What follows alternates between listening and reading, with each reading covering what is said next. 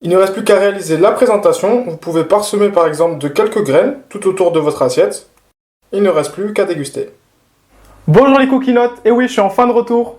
Aujourd'hui, nous allons apprendre une recette qui ne vient pas de moi, mais d'une blogueuse que j'aime beaucoup. C'est Scarlett du blog Ça bouffe un Doberman. Je vous conseille vraiment d'aller faire un tour sur son blog. Elle est naturelle et drôle, et en plus sa cuisine est vraiment délicieuse. D'ailleurs, il y a une recette qui m'a beaucoup plu, c'est celle des boulettes de tomates cerises aux chèvres, que j'appelle désormais des sucettes salées, tomates et chèvres. Ainsi comme ça, on aura en entrée des sucettes salées, et pour rester dans l'univers de la sucette et de la boule, on aura ma recette des popcakes au Mikado.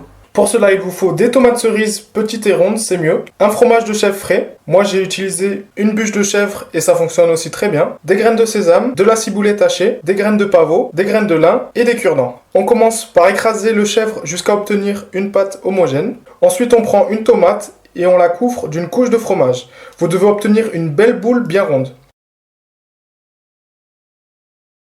Puis vous la trempez dans les différentes graines. Je commence avec les graines de lin par exemple. Il faut qu'il y en ait partout. Vous prenez alors un cure-dent et vous piquez dedans bien à la verticale.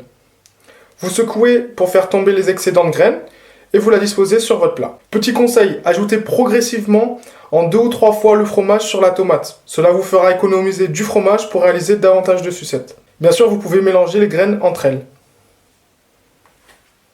Il ne reste plus qu'à réaliser la présentation. Vous pouvez parsemer par exemple de quelques graines tout autour de votre assiette. Il ne reste plus qu'à déguster.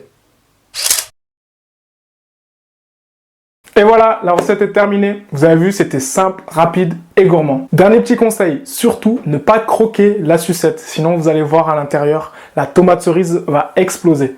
Donc surtout, mangez-la en une bouchée et prévenez vos invités. Maintenant, j'aimerais également connaître vos avis sur cette recette. Est-ce que vous l'avez aimée ou non? Est-ce que vous avez envie de la réaliser? Peut-être vous l'avez déjà faite. Et surtout, donnez-moi vos idées pour la personnalisation. Moi, je l'ai fait avec des graines. J'en suis sûr que vous vous dites « Ah, peut-être qu'avec ça, ça pourrait être pas mal. » Parce qu'on a chacun des goûts et des univers culinaires différents. Donc vraiment, je suis preneur. Donnez-moi vos idées et vos astuces. C'est comme ça que je veux que ça se passe sur Cookmania. Que ça soit donnant-donnant. Comme ça, avec des commentaires. J'adore quand je les lis. Qu'il y en a qui me disent « Ah, mais tu devrais essayer ça. » Ou comme si c'est super bon. Pour moi, ça, c'est l'esprit Cookmania. Je vous dis à très vite dans une prochaine vidéo. Et d'ici là, continuez à cuisiner. Mon amour à table!